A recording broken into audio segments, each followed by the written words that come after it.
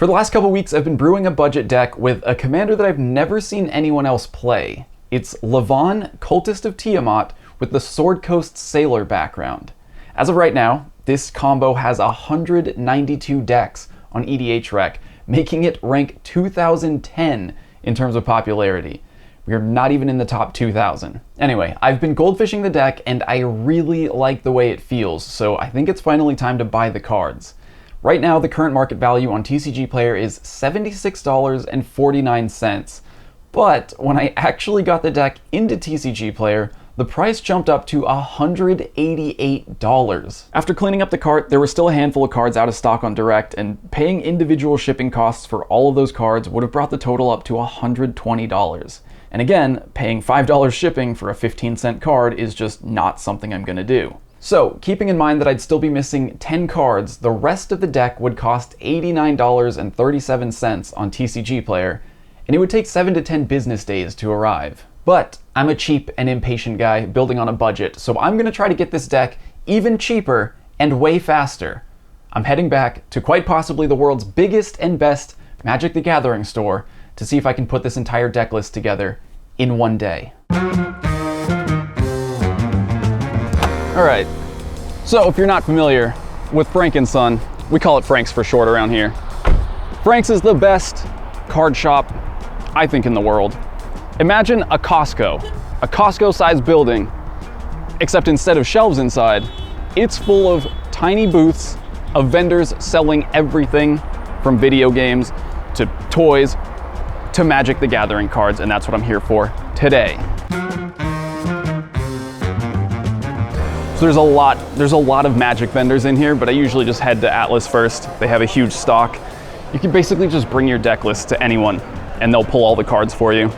I've had pretty good luck finding like an entire deck list in one day, so hopefully we can get that done today. If we can't get it all at Atlas, I'll take the remaining cards around and we'll see if we can find them. I'm pretty sure Atlas has the biggest inventory in all of Frank's. Stacks of staples on display, boxes and boxes going back to Alpha, and sealed product from nearly every set ever released. They had me write out my whole deck list since there would be a longer queue if I emailed my order, although that is an option if you want to send a list in ahead of time. By the time I finished, the list took up exactly 3 entire pages. While I waited for them to pull my cards, we wandered around the aisles. We stopped by my favorite retro games booth, and my friend Adam and I got matching vintage Game Boy purses. About an hour later, my cards were ready. I just got the text, my order's ready, let's go see how many of the cards they had in stock. This means we don't have it. Okay. I think one, for sure that's what we're gonna have. So. Okay. I did a quick double check on the cards and checked out. One stop, they were missing 9 cards. I got everything but 9 cards. More than I could have gotten on TCG Player Direct, by the way. So I'm just gonna take these last 9 cards around to some of the other vendors and see if we can finish out the list. Good thing I bought a new purse, dude. Check that out. Oh. Hands-free. Can I just check on some cards? Yeah, how many? 9. Hi. Can I just check on 2 cards? Yeah, what cards? Brain Surge and Creative Technique. Done. Last 2 cards. We did it. Full deck list complete in one day. The total price today was $112.50. So it's more expensive than TCG Player if I ordered everything direct, but since I couldn't get everything direct, it would have cost $120 on TCG Player. So still technically cheaper than getting all these cards on TCG Player at this exact moment.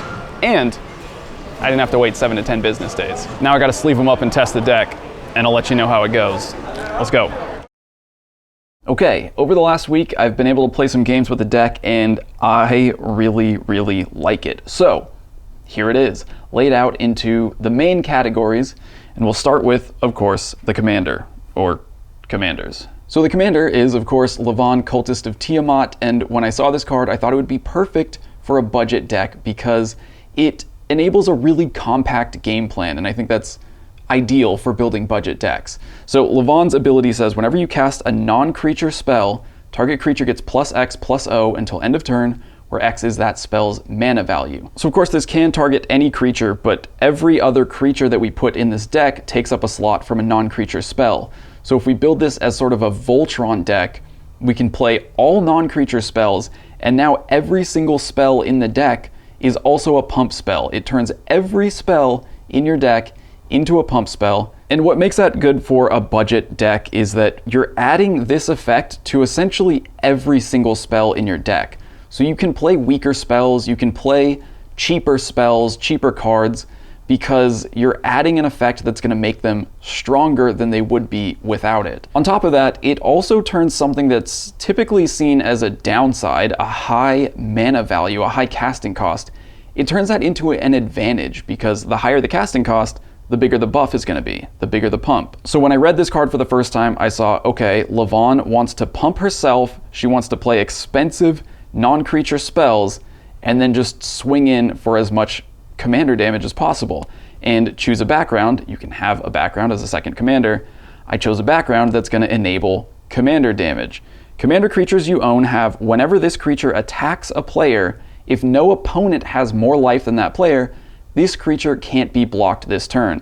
So essentially, if Levon is attacking the opponent with the most life, she's unblockable. So the idea of the deck is really simple. It's play high mana value spells, pump Levon to the point where she can deal 21 commander damage in a single attack, swing in 21 unblockable commander damage, and then do it to everyone, ideally in a single turn. To show you how we do that, we're going to go straight to the win cons. And when I was first thinking about high mana value spells, the first thing that came to mind was extra turns, and extra turns are great, but then I realized, what if we just do extra combats? If we can get Levon to 21 power, sure, we can attack someone and then take an extra turn, but if we get Levon to 21 power and then take extra combats, we don't even have to try to pump her again to 21 on the next turn.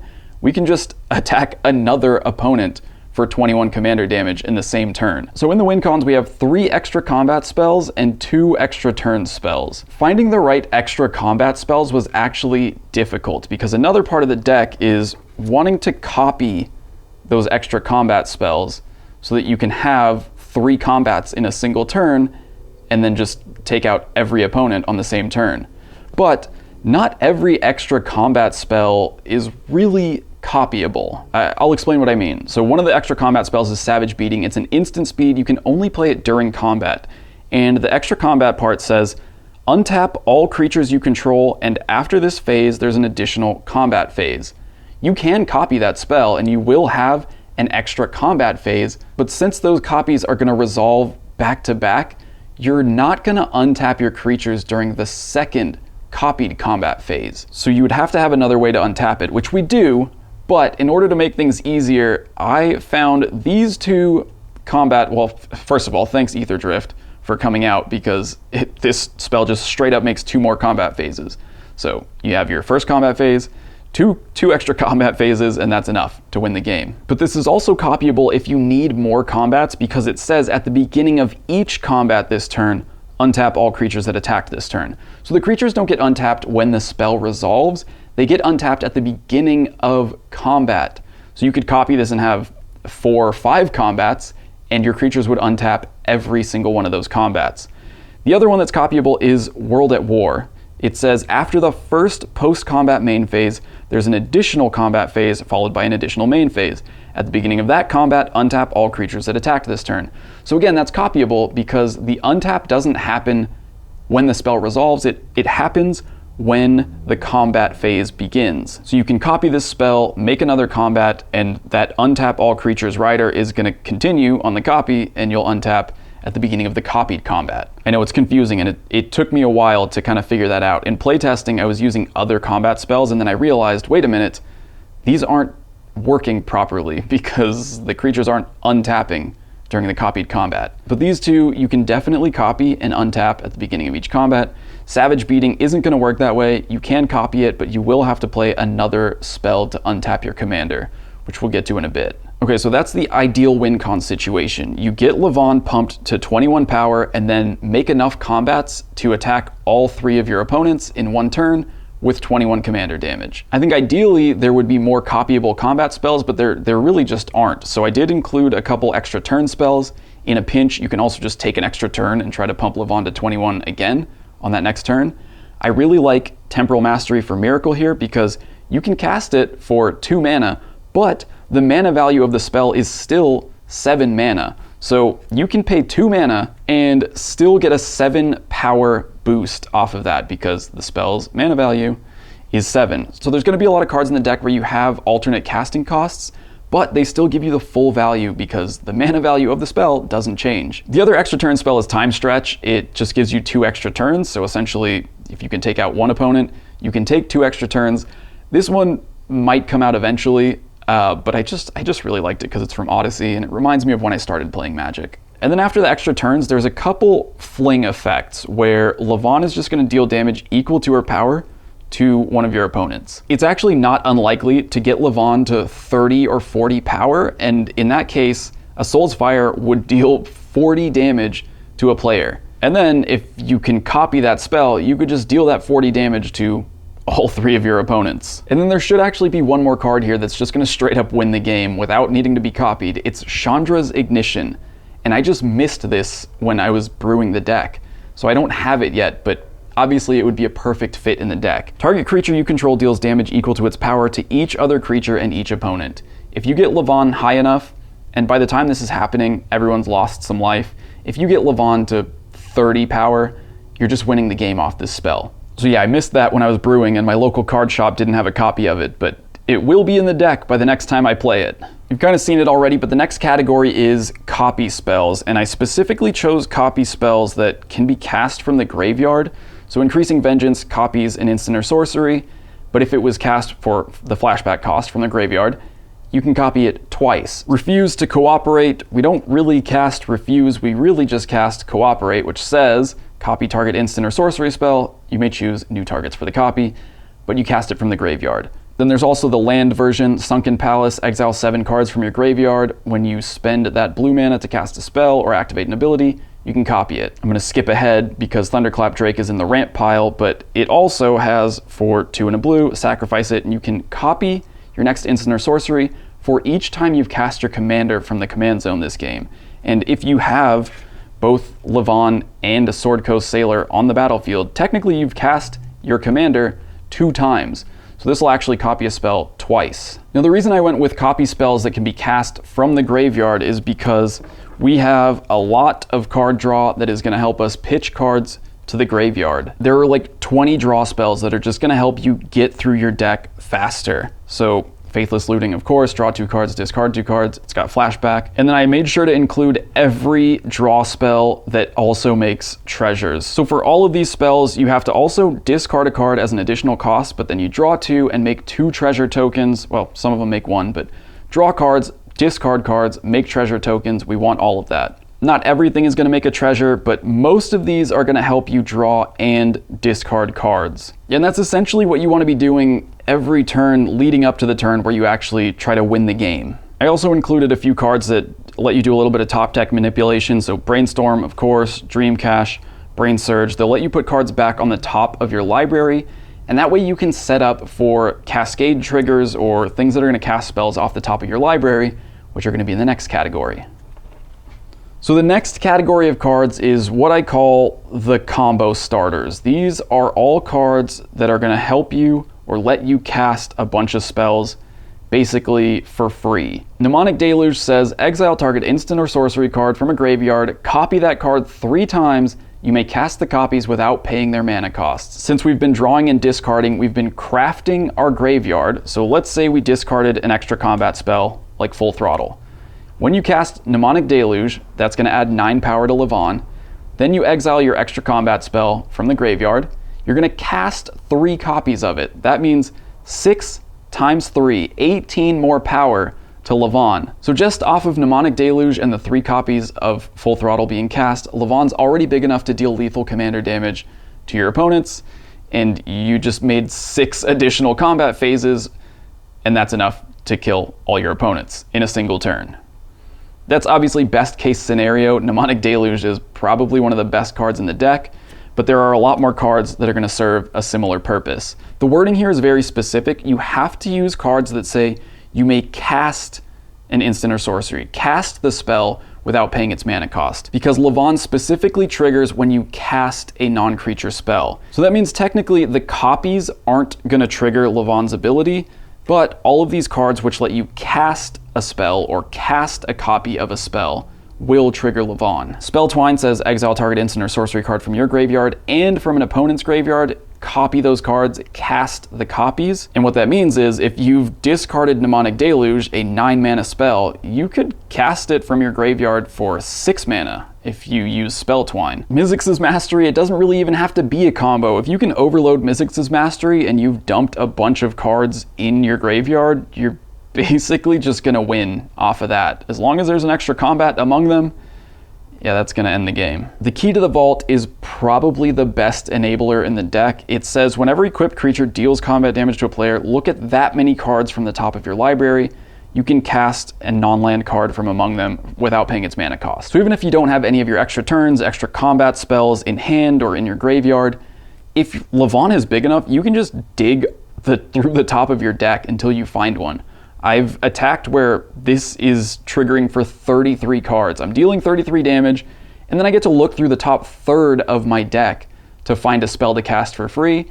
You're probably going to find an extra turn or an extra combat among those cards. Glamdring essentially does the same thing, except instead of the library, you're casting it for free from your hand. And then Surge to Victory is also basically the same, but it's casting from your graveyard. Exile target instant or sorcery card from your graveyard. Creatures you control get +X/+O, where X is that card's mana value.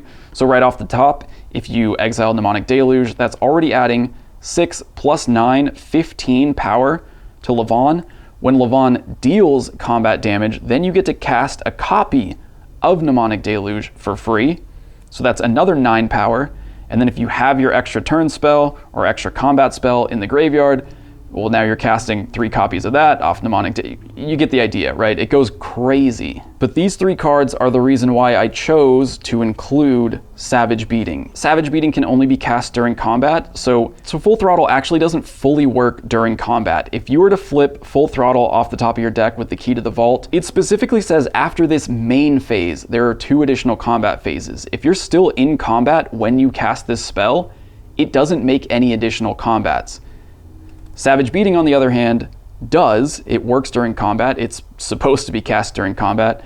World at War also can be cast during combat because it says after the first post-combat main phase, there's an extra combat. So as long as you're not in an extra combat already, World at War can still make extra combats. It can still be copied. You can cast this during combat. You can cast this during combat. This one will not work during combat. So just keep that in mind because they don't all work perfectly together. There's a little bit of variation, and honestly, I kind of like it because then you never know exactly how you're going to get your combo off.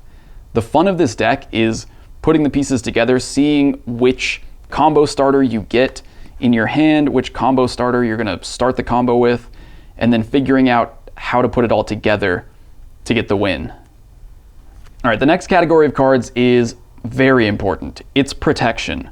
Levon is your win con. You can't win the game without Levon. So you need a lot of ways to make sure she lives, stays on the battlefield, and gets to attack all of your opponents. And I've really tried to keep these as cheap as possible. So Shore Up is target creature gets +1/+1, gains hexproof until end of turn, untap it. So if you've copied Savage Beating and you have an extra combat, but you can't untap Levon, well, this will untap it.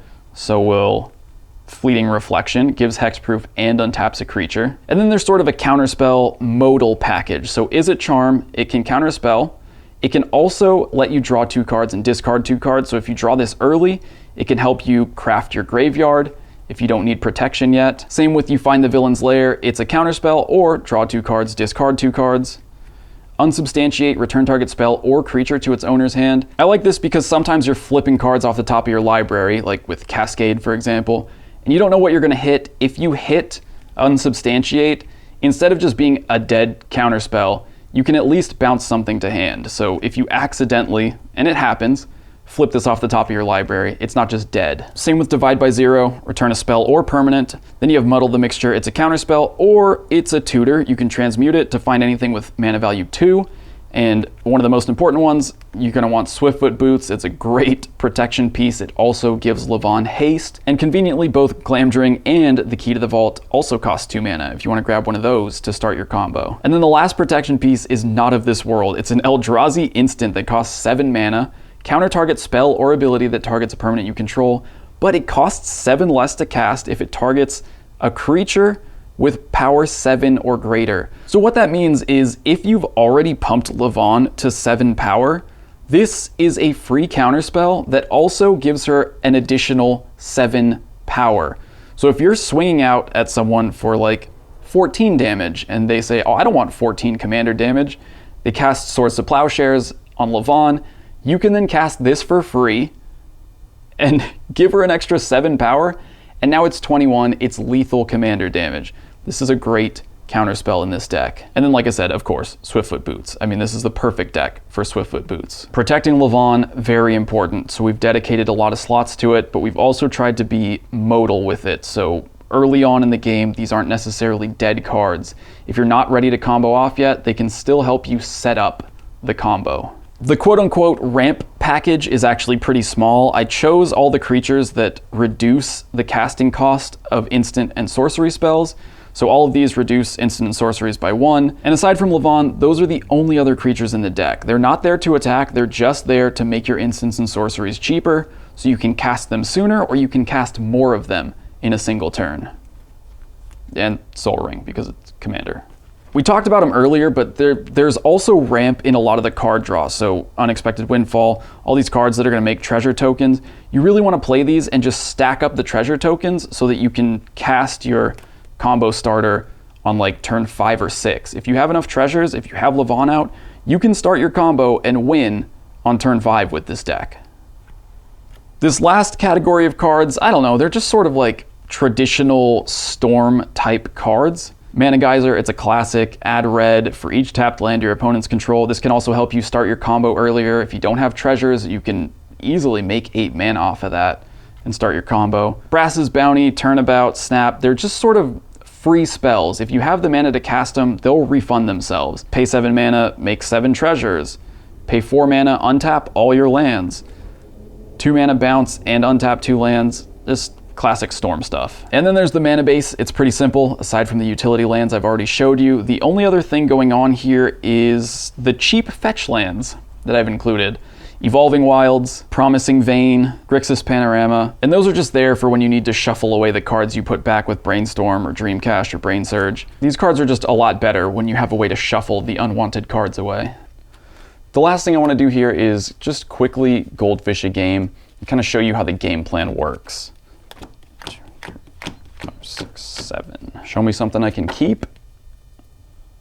2 lands, but keepable. So this is really what you want to look for in your opening hand. You want to have maybe a big spell you can dump into the graveyard.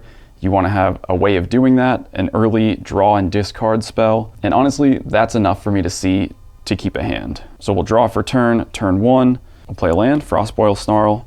We'll reveal the island. And we'll cast Careful Study, we'll draw 2 cards and discard 2 cards. The graveyard gets pretty big in this deck, so I'm just gonna move the command zone over there. So let's draw 2, 1, 2, and we can definitely discard Refuse to Cooperate. We only want to cast that from the graveyard, so that'll be 1 discard. And as much as I'd love to overload it, we're just gonna discard Mizzix's Mastery. All right, turn 2, let's untap, draw, we'll play a land. And the nice thing is, when you don't really have a good turn 2 play, you can just cast Sword Coast Sailor and have that ready to go for whenever you cast Levon.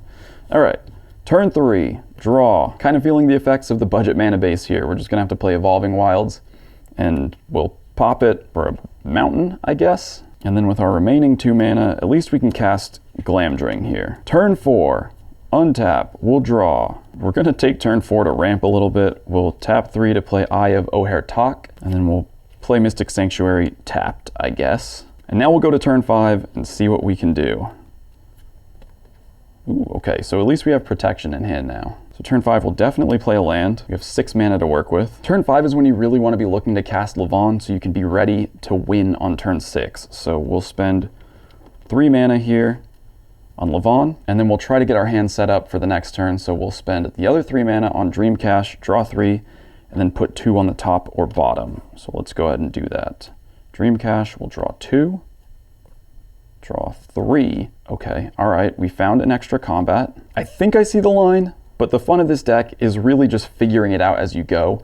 The more you goldfish it, the more familiar you're going to be with how to kind of set things up.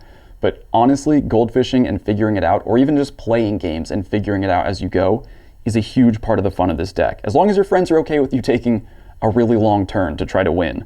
So we're going to put 2 cards back on top of the library. I'm actually going to put World at War and Turnabout.